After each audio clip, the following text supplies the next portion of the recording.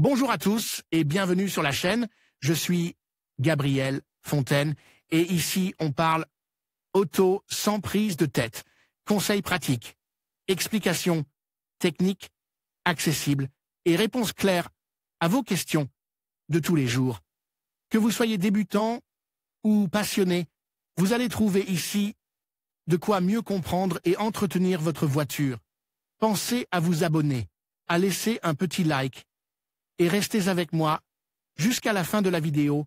Chaque détail peut faire la différence. L'Espagne termine l'année 2021 au 4e rang des pays les plus chers d'Europe en termes de prix des carburants, derrière les Pays-Bas, le Danemark et la Finlande. Que se passe-t-il avec les prix des carburants? Cette question et bien d'autres sont les incertitudes qui planent actuellement sur la nouvelle ère de l'industrie automobile. La hausse des prix des voitures est un autre facteur qui affecte le secteur et qui a un impact direct sur les chiffres des ventes de voitures neuves en 2021 en Espagne, qui sont inférieurs à ceux de l'année précédente.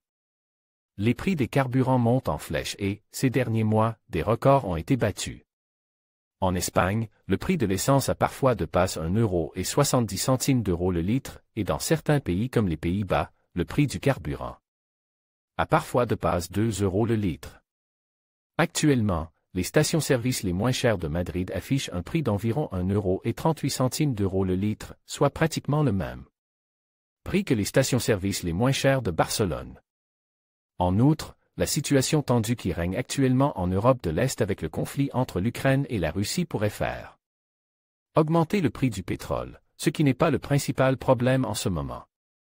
À quoi pouvons-nous nous attendre dans les mois à venir? Pourrons-nous nous déplacer normalement sans nous hypothéquer? Dans cette vidéo, Juan Francisco Calro nous dit tout ce qu'il sait à ce sujet. En conclusion, le prix élevé de l'essence en Espagne résulte d'une combinaison de facteurs, notamment les taxes élevées, les fluctuations des prix du pétrole sur le marché international et les coûts de distribution. Ces éléments, associés à une demande croissante, expliquent pourquoi les automobilistes ressentent une pression financière accrue à la pompe. Il est essentiel de rester informé sur ces dynamiques pour mieux comprendre l'impact sur notre quotidien et envisager des alternatives pour réduire nos dépenses en carburant. Merci de votre attention et à bientôt pour d'autres analyses.